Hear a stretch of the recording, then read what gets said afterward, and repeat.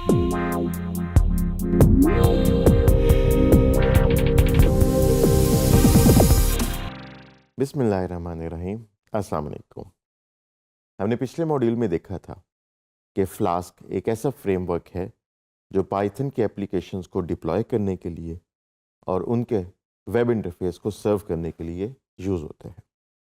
तो इस मॉड्यूल में हम फ्लास्क को इंस्टॉल करना, कॉन्फ़िगर करना और उसके अंदर अपनी पहली एप्लीकेशन बनाना सीखेंगे।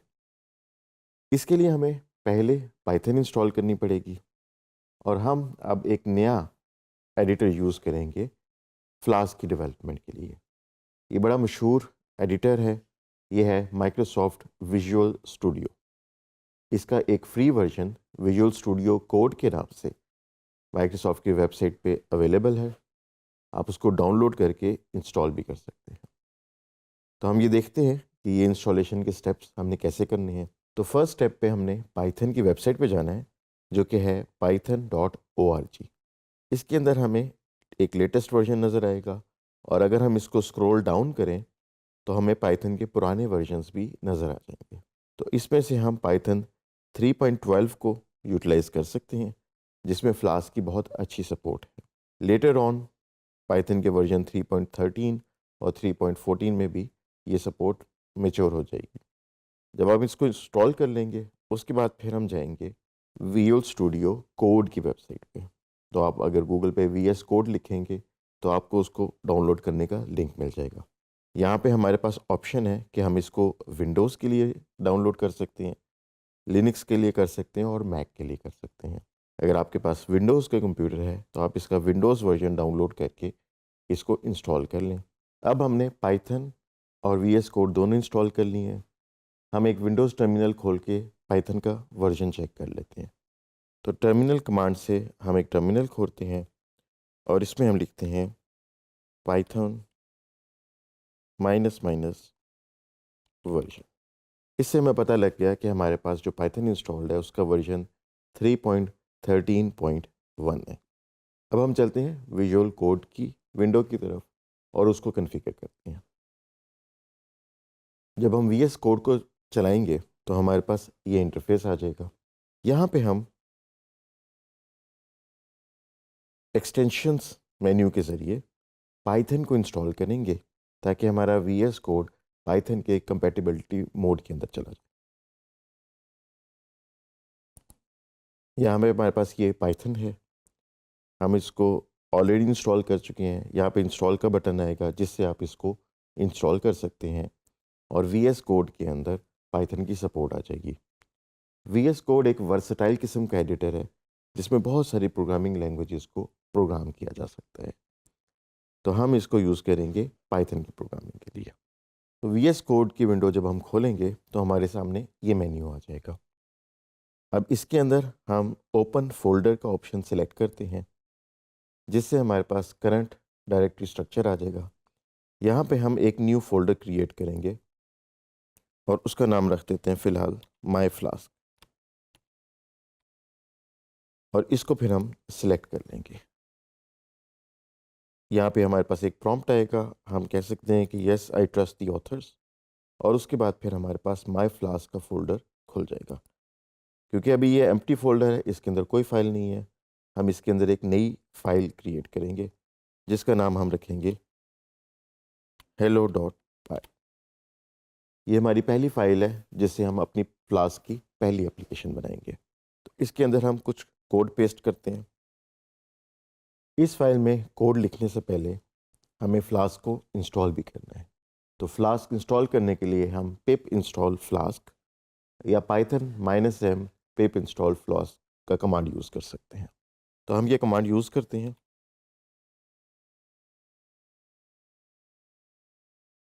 हमारे पास फ्लास्क ऑलरेडी इंस्टॉल्ड है तो उसने चेक करके बता दिया कि फ्लास्क इंस्टॉल्ड है। अगर आपके पास फ्लास्क इंस्टॉल नहीं होगा तो इस कमांड से आपके पास फ्लास्क इंस्टॉल हो जाएगा। अब आप पाइथन फाइल के अंदर अपना फ्लास्क रिलेटेड कोड लिख सकते हैं। हमने पहले से इस फाइल के अंदर कुछ कोड लिखा हुआ है टाइम की बचत के लिए। आप इस कोड को अपने पास अपनी फाइल में रन कर सकते हैं। इस कोड में हम क्या कर रहे हैं कि सबसे पहले हम फ्लास्क के पैकेज से फ्लास्क का मॉड्यूल इंपोर्ट कर रहे हैं। ताकि हम फ्लास्क को यूज़ कर सकें। उसके बाद फिर ऐप के नाम से एक फ्लास्क का ऑब्जेक्ट बना रहे हैं और उस ऑब्जेक्ट का नाम हम वो नेम रख रहे हैं जो नीचे हम आर्गुमेंट में पास करेंगे। इसके बाद हम बताते हैं कि जो हमारी वेब एप्लीकेशन बनेगी उसका एक रूट फोल्डर होगा, यानी हम जैसे ही अपने वेब सर्वर को एक्सेस करेंगे तो जो हमारा होम पेज होगा वहाँ पे क्या डिस्प्ले होना चाहिए। तो फ्लास्क के अंदर हम हर पेज के अंदर ये बता सकते हैं कि इसके कंटेंट्स क्या होंगे और उसके लिए हम क्या यूज़ करते हैं, @app.root। इसके अंदर ब्रैकेट के अंदर डबल कोट्स के अंदर हम बता देते हैं कि इस वेबसाइट के अंदर जो सब पेज आएगा उसका क्या नाम होगा और फिर नीचे हम ये बताते हैं कि इसके अंदर कंटेंट्स क्या होंगे। तो सबसे पहले हम रूट फोल्डर को डिफाइन करते हैं। उसके अंदर हम एक फंक्शन बना देते हैं डेफ का कमांड लिख के और इस फंक्शन का नाम है होम। और इसके अंदर हम ये कहते हैं कि रिटर्न करना है इस स्ट्रिंग को, hello flask your ML API is alive. जब हम पाइथन की फाइल्स को यूज़ करते हैं तो वहाँ पे हम एक डिफ़ॉल्ट बिहेवियर लिख देते हैं मेन के नाम से। ये पुराने ज़माने की प्रोग्रामिंग लैंग्वेजेस से एक मेन का फंक्शन चला आ रहा है और आपका प्रोग्राम जब एग्जीक्यूट होता है तो सबसे पहले ये फंक्शन कॉल होता है। तो यहाँ पे हमने कहा कि अगर हमारा प्रोग्राम चला है और उसके अंदर मेन का फंक्शन कॉल हुआ है तो पाइथन आपके इस कोड को रन कर दे। और जिस कोड को हम रन करवाना चाहते हैं वो कोड है app.run। उसके अंदर हमने डीबग का ट्रू रखा। तो जो पहला पैरामीटर है हमारा डीबग, वो हमें ये बताता है कि क्या हमें डीबग आउटपुट चाहिए अपने प्रोग्राम की या नहीं चाहिए। अगर हम debug is equal to true कर देंगे तो हमारी डीबग आउटपुट आ जाएगी, जिससे हमें एरर्स को डायग्नोज करने में हेल्प होगी। डेवलपमेंट के दौरान हम डीबग के ऑप्शन को ट्रू रखते हैं और डिप्लॉयमेंट के वक्त हम उसको ऑफ कर सकते हैं। सेकंड पैरामीटर जो हम इस्तेमाल करते हैं वो है यूज़ रीलोडर और इसको हम फॉल्स कर देते हैं। VS कोड के अंदर जब भी आप कोई फाइल के अंदर एडिटिंग करेंगे तो उसको सेव लाजमी कर लिया करें।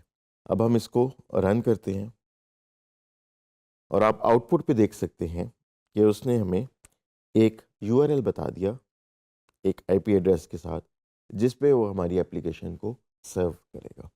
यहाँ पे आपके सामने एक वार्निंग भी आ रही है जिसमें ये लिखा है कि ये अभी डेवलपमेंट का सर्वर है, यानी ये डेवलपमेंट के लिए यूज़ हो रहा है, डिप्लॉयमेंट के लिए यूज़ नहीं हो रहा। तो ये जो हमें IP एड्रेस मिला है ये एक लोकल सर्वर बन गया है इसी कंप्यूटर पे जिस पे हम कोड को चला रहे हैं और यही कंप्यूटर अभी हमारी वेब एप्लीकेशन को कंटेंट प्रोवाइड करेगा। तो इसी IP एड्रेस को हम यहाँ से कॉपी करके अपने ब्राउज़र में पेस्ट करेंगे तो हमें डिज़ायर्ड आउटपुट मिल जाएगी। हमने इस IP एड्रेस को कॉपी किया और अब हम आपके फेवरेट ब्राउज़र में डाके इस IP एड्रेस को पेस्ट करेंगे और अब हम देख सकते हैं कि हमारी एक वेबसाइट तैयार है जिसके अंदर हमने जो पाइथन की कमांड लिखी थी और एक स्ट्रिंग आउटपुट की थी, वो स्ट्रिंग हमें यहाँ पे आउटपुट हुई मिल रही है। दैट मीन्स कि हमारा जो वेब सर्वर है जो लोकल होस्ट पे चल रहा है वो अब रनिंग कंडीशन में है और वो रिक्वेस्ट को रिसीव करता है और उसकी बुनियाद पे कुछ रिस्पॉन्स जनरेट करता है।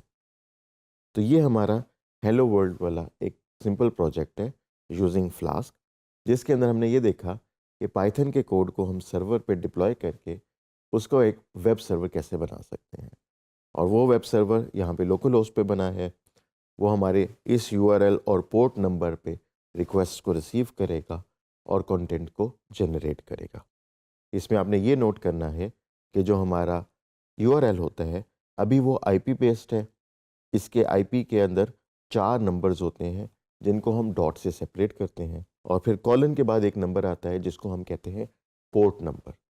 ये वो पोर्ट होता है जिस पे हमारे पाइथन का वेब सर्वर रिक्वेस्ट को लिसन कर रहा होता है और जब भी इस पोर्ट नंबर पे कोई रिक्वेस्ट आती है तो ये उसका रिस्पॉन्स रिटर्न कर देता है।